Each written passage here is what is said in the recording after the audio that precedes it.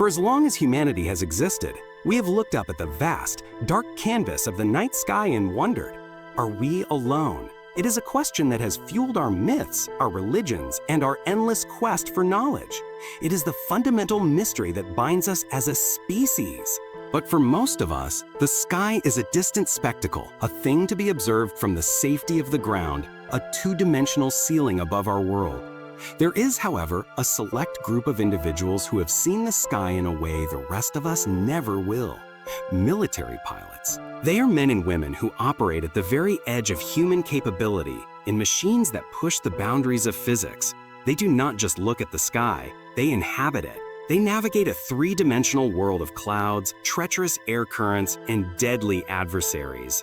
And their eyes are not the eyes of a dreamer. They are the highly trained instruments of an observer, conditioned to see everything, to identify a threat in a fraction of a second, to tell the difference between a distant bomber and a trick of the light. Their minds are conditioned to remain calm in the face of unimaginable stress, to process data, and to make life or death decisions in the blink of an eye. And it is precisely because they are such credible, highly trained, and pragmatic observers that their stories of the unexplained carry such immense, chilling weight. When a pilot, a person whose very life depends on their ability to distinguish reality from illusion, reports seeing something that should not exist, we are forced to listen. Their testimony cannot be easily dismissed as a fanciful tale or a simple misidentification. Pointification. This is not a story about simple unidentified flying objects, the classic silver discs of popular culture. This is a journey through aviation history, into the personal logbooks and declassified reports of pilots who encountered something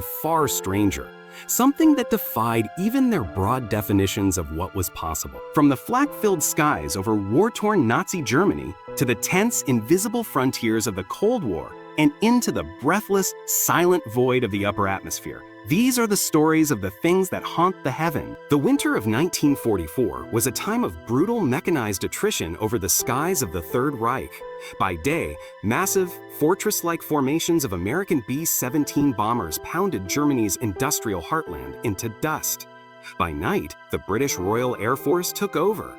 Their lumbering, four-engine Lancaster bombers would drone through the freezing darkness, their bomb bays packed with a relentless rain of fire and high explosives destined for the sprawling cities below. For the young men who flew these missions, every trip was a statistically improbable journey into a special kind of hell. They flew through a sky that was actively trying to kill them. It was a three-dimensional minefield of anti-aircraft flak that burst in angry black puffs, capable of tearing a wing off in an instant. And in that darkness, they were hunted. The Luftwaffe's deadly night fighters, specters armed with cannons that spat fire in the dark, would stalk them, waiting for a moment of weakness. Life expectancy for an RAF bomber crew was measured in weeks, not months. Survival was a grim calculation of skill, luck, and desperate prayer. Flight Lieutenant Arthur Hayes was the pilot of one such Lancaster bomber, which its seven-man crew had affectionately, and perhaps prophetically, named of the Vengeful Spirit. Hayes was only 22 years old, but after 30 missions into the heart of Germany, he had the weary, hollowed-out eyes of a much older man. His crew was a tight-knit group, a small family from different corners of the British Isles, sealed together inside a rattling, freezing aluminum tube.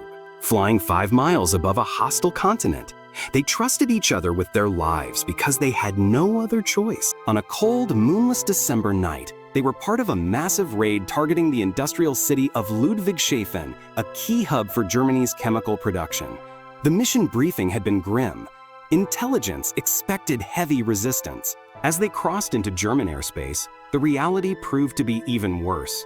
The sky around them erupted into a terrifying, abstract painting of light and violence. Searchlights through the darkness, pinning unlucky bombers in their cones of brilliant white light.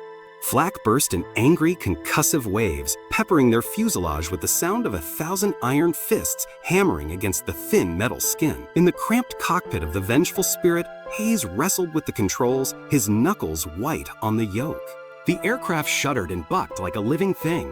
Beside him, his flight engineer, Sergeant Davies, called out instrument readings in a calm, steady voice, a small island of professional detachment in the chaos.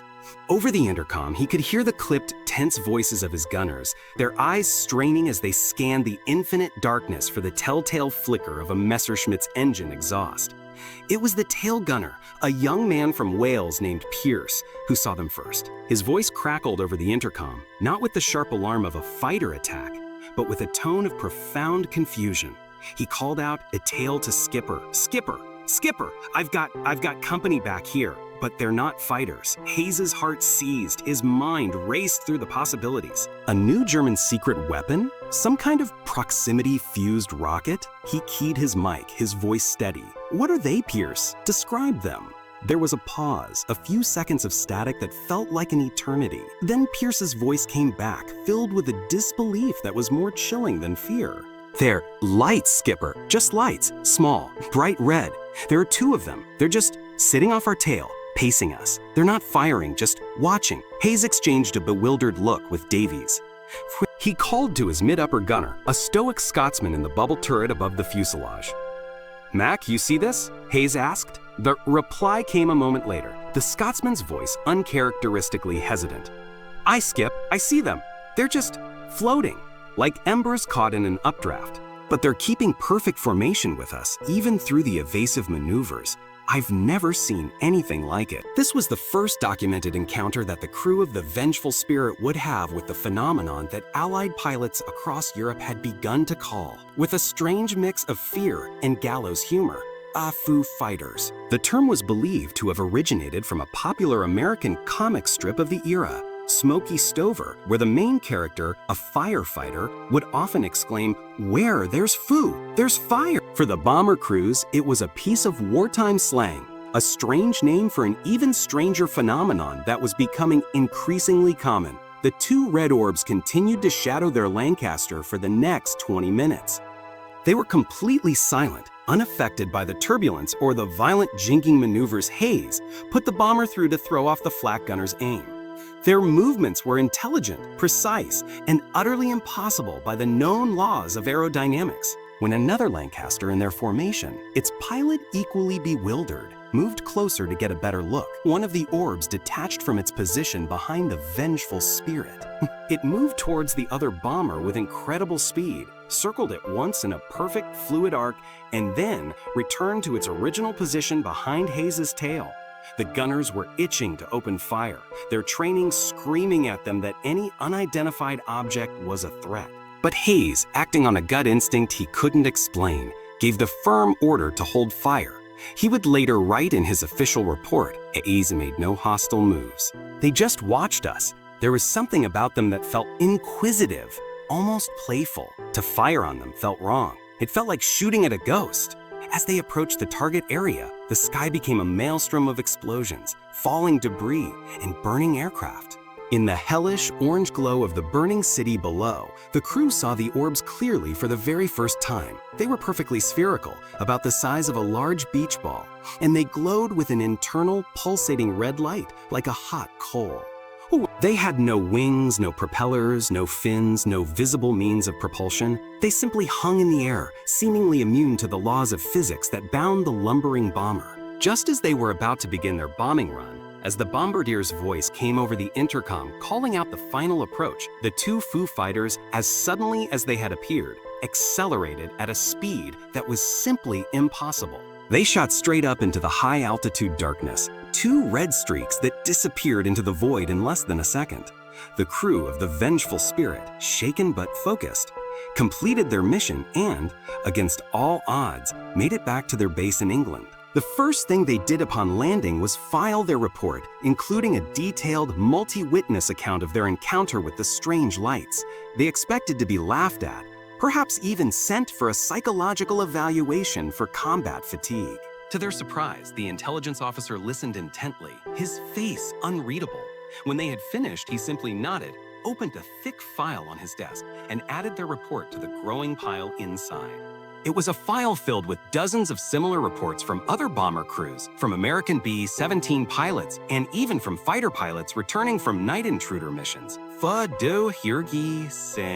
phenomenon was widespread. The official explanation from Allied High Command was that the Foo Fighters were likely a new form of German secret weapon. Perhaps some kind of remote-controlled electrostatic device designed to disrupt their radar or engine electronics. But this theory never held up. The Foo Fighters never caused any physical damage. They never appeared on radar. And strangest of all, after the war, when top German scientists and Luftwaffe pilots were interrogated, they revealed a stunning truth. The Germans had been seeing the exact same things. They had their own thick files, their own baffled intelligence officers. They assumed it was a new Allied secret weapon. Both sides, locked in a brutal war to the death, were being silently haunted by the same glowing, impossible ghosts, and neither had any idea what they were. The mystery of the Foo Fighters was never solved. It was simply filed away, another unexplained and deeply unsettling footnote in the history of the air war. The Second World War ended, but the strange encounters in the sky did not. A new, colder kind of war began, a global struggle of ideology and espionage fought in the shadows. With this new war came a new generation of aircraft, flying higher and faster than ever before. This was the age of the jet, the era of the spy plane, a time when a lone pilot could find himself utterly isolated in the hostile, unforgiving frontier of the upper atmosphere, a place closer to the vacuum of space than to the familiar ground below. In 1965, a U.S. Air Force pilot, whom declassified documents only refer to by his call sign, Major Evans, was flying a mission that officially did not exist. He was at the controls of a Lockheed U-2, the Dragon Lady, a sleek, black, single-engine spy plane with impossibly long, glider-like wings. It was a marvel of engineering, designed to fly at altitudes above 70,000 feet on the very edge of space, far above the reach of Soviet fighters and most of their surface-to-air missiles. His mission was to fly a long, lonely arc along the border of the Soviet Union near the Barents Sea. His powerful cameras and electronic sensors would drink in information, photographing Soviet naval bases, tracking submarine movements, and listening in on their military communications. It was a high-stakes, high-tension job. If his single engine failed, or if a new high-altitude Soviet missile found him, he would not be rescued. The United States would deny his existence. He would simply be erased. For hours, Major Evans flew in a world of profound and absolute solitude. Below him, the Earth was a curved blue and white marble, a beautiful, distant abstraction. Above him, the sky was no longer blue, but a deep, dark, star-dusted purple. His only companion was the rhythmic hiss of pure oxygen feeding into his helmet and the calm, clipped voice of his handler, a man codenamed Watchtower, speaking to him from a secret listening post in Norway, hundreds of miles away. He had just completed his final photographic pass and was banking the U-2 in a wide, graceful turn back towards international airspace when his handler's voice crackled in his ear. The calm, routine tone was gone, replaced by an unmistakable urgency. A voice from Watchtower said, "Angel 1, this is Watchtower. We have an unidentified radar contact. You're 6 o'clock, low, closing fast. Do you have a visual?" Major Evans's blood ran cold. His threat receiver, a device designed to detect enemy radar locks, was completely silent. That meant it wasn't a missile. It was a fighter, a Soviet interceptor, scrambling to shoot him down, coming up from below in a high-speed climb. He craned his neck, trying to look back over his shoulder through the cramped, bubble-like canopy. He saw nothing but the empty purple sky and the curve of the Earth. He keyed his mic, his voice a model of trained calm. Watchtower, Angel 1. Negative visual. Sky is clear. Repeat, I have no visual on any bogey. The voice from Watchtower came back, now laced with an audible confusion that was perhaps more frightening than the initial alarm. Angel 1, be advised, contact is now co-altitude, approximately 5 miles behind you. Its speed is impossible. It's matching yours. Angel 1, we are re-evaluating. This is not a MyG transponder profile is unknown. Evans felt a prickle of cold fear that had nothing to do with the outside temperature. The U-2 was a slow, lumbering aircraft, essentially a high-tech glider with a jet engine. It had no defensive weapons. Its only protection was its extreme altitude. If something was up here with him, and it wasn't friendly, he was a sitting duck. He scanned his small mirrors again, his eyes straining against the glare of the distant sun. And then he saw it. It wasn't a sleek, modern Soviet interceptor with swept wings and a red star on its tail.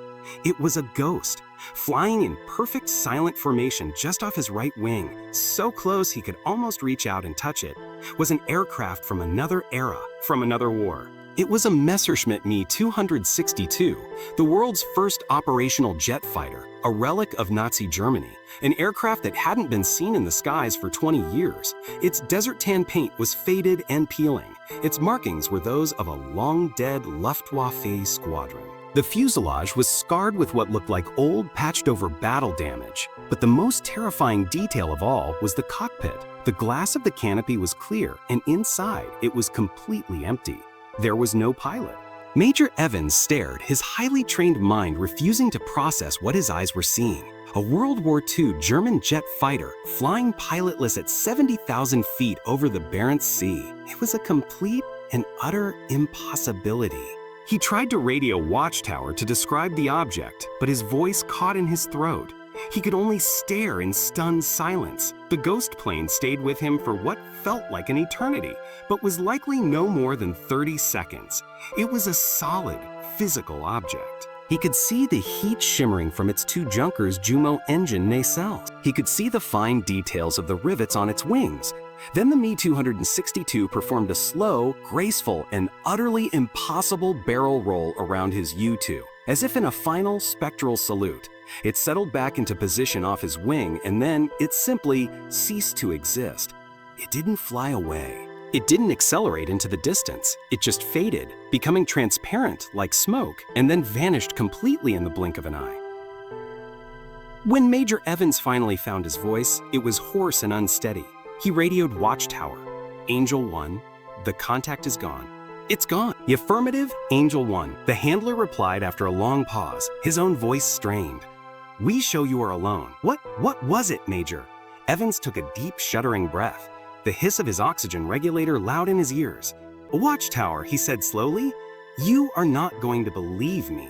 Major Evans's official report was buried in the deepest, blackest archives of the intelligence community. The radar tapes from the Watchtower listening post, which had confirmed the presence of the unidentified object, were classified at the highest level and then, according to some sources, were mysteriously losty during a routine transfer. Evans was debriefed for hours by stern-faced men in civilian clothes. He was ordered never to speak of what he had seen, not to his wife, not to his fellow pilots, not to anyone. The official explanation logged in his flight record was that he had experienced a high-altitude hallucination, a vision brought on by oxygen deprivation or the unique psychological stress of solo flight at extreme altitude. But Evans knew what he saw. He had not been hypoxic. His instruments had confirmed his oxygen flow was perfect. He was a decorated pilot with over 2,000 hours of flight time. He knew the difference between a vision and a vintage German jet fighter flying next to him on the very edge of space. Was it a time slip? A moment where the violent past of the air war had somehow bled through into the tense present of the Cold War? Or was it something else? A true ghost plane, the spectral echo of a pilot and his machine, forever trapped in the sky where they had met their end? We will never know. As technology advanced, aircraft began to fly even higher, pushing into the dark, silent territory that blurs the line between atmosphere and outer space. And in this new, unforgiving frontier, pilots began to report seeing things that were not Foo Fighters and not ghost planes. They were something far more ancient, far more alien, and far more alive. This brings us to our final story, an account that is more recent and in many ways the most disturbing of all. It comes from an unverified source, a supposed leaked debriefing transcript from a U.S. Air Force F-22 Raptor pilot following a training exercise over a remote stretch of the Pacific Ocean in the late 2000s. The F-22 Raptor is one of the most advanced and secretive aircraft ever built. A fifth-generation stealth fighter capable of reaching altitudes above 65,000 feet and flying at more than twice the speed of sound. Its pilot is encased in a technological cocoon, their senses augmented by an array of advanced radar, passive sensors, and a revolutionary helmet-mounted display that paints the world around them in digital information. They are the new knights of the sky, the apex predators of the modern age. According to this transcript, a pilot with the call sign Wraith 1 was on a high-altitude training mission, testing the absolute limits of his aircraft's performance envelope. He was completely alone, hundreds of miles from the nearest landmass, a single human being suspended in the thin, cold air 60,000 feet above the deep, empty blue of the Pacific Ocean. The transcript begins with a routine, professional check-in with his E-3 Centriowax control aircraft orbiting miles away.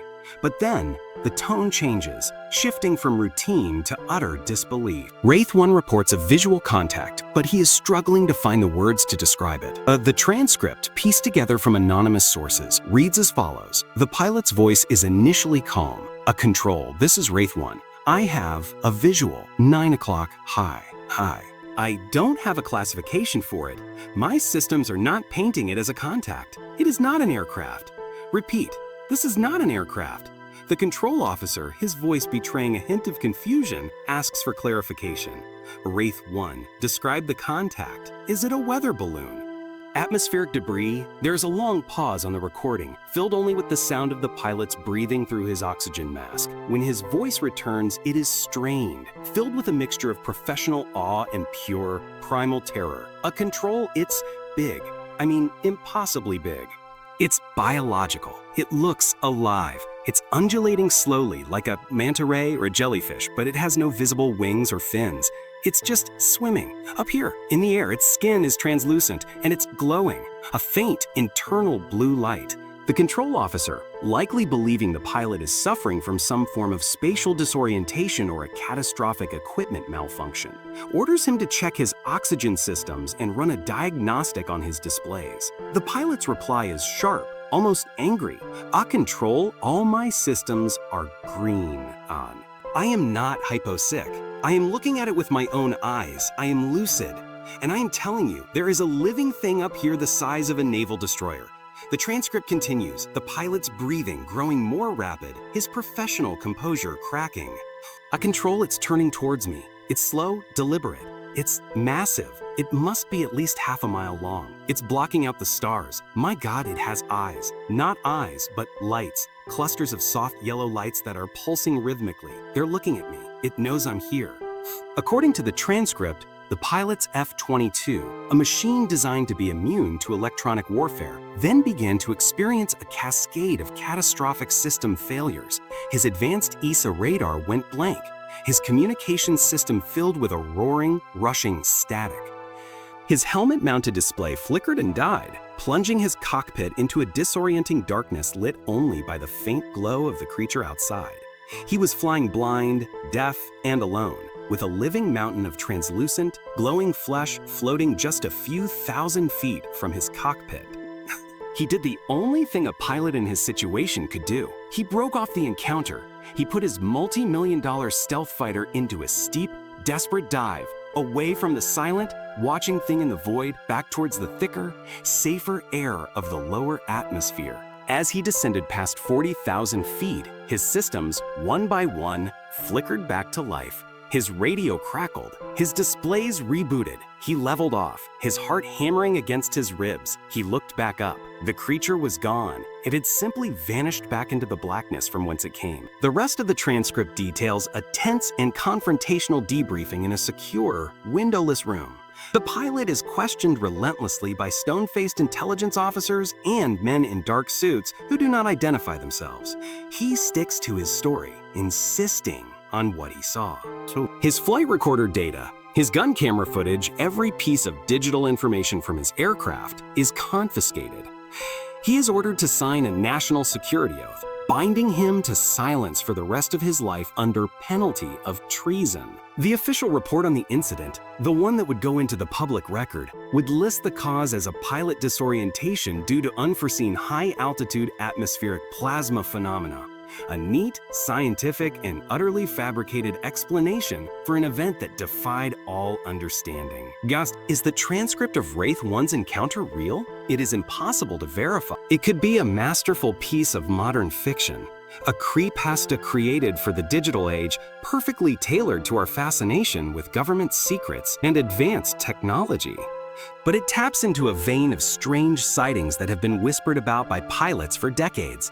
The existence of atmospheric beasts, or sky critter. These are alleged biological organisms, some microscopic, some immense, that live their entire lives in the upper atmosphere, unknown to us on the surface. Biologists almost universally dismiss the idea as impossible. The lack of air pressure, the extreme temperatures, and the intense cosmic radiation would make life as we know it completely unsustainable. But what if these organisms are not life as we know it? What if they are something else entirely, a form of life based on a different biology, perhaps on silicon instead of carbon, perfectly adapted to the harsh, ethereal environment of the near-space void? These three stories, separated by decades of time and by vast leaps in technology, share a common, unsettling thread. They suggest that the sky, the vast expanse above us that we take for granted, is not empty, that it is a place filled with profound mysteries that we are only just beginning to glimpse. The glowing, inquisitive Foo Fighters of World War II, the impossible ghost planes of the Cold War, and the terrifying, silent leviathans of the modern era. Are they all different phenomena? Or are they perhaps different manifestations of the same, singular, overarching truth that we are not the only intelligence, and perhaps not the only form of life that commands the skies of our own planet? The official files on these encounters remain sealed, if they exist at all. The stories live on primarily in the realm of folklore and conspiracy, dismissed by mainstream science and ignored by officialdom. But for the pilots who experienced them, they were not folklore. They were terrifyingly real. They force us to expand our definition of what is possible and to challenge our comfortable ground-level view of the world. The sky is not just a dome of blue or a field of stars. It is an ocean of air with its own depths, its own mysteries, and perhaps its own inhabitants. The men who fly through that ocean have, on rare and terrifying occasions, seen the strange creatures that swim in its deepest, darkest current. And their stories serve as a humbling reminder that no matter how high we fly or how fast we go, we are still just visitors in a world that is far older and stranger than we can imagine. Hey guys, thanks for sticking around for the after action. The sky has always been a source of both wonder and fear for humanity. It's where our gods lived, where our weather came from, and it was the ultimate, unreachable frontier for most of our history. It's only in the last 100 years or so that we've truly been able to conquer it, to make it a place where we can travel and operate. But stories like these make you wonder if conquer is the right word. Maybe visit is more appropriate. I've never been a pilot, but I've spent my fair share of time in the back of military helicopters and transport planes, often at night, flying over some pretty remote and desolate places.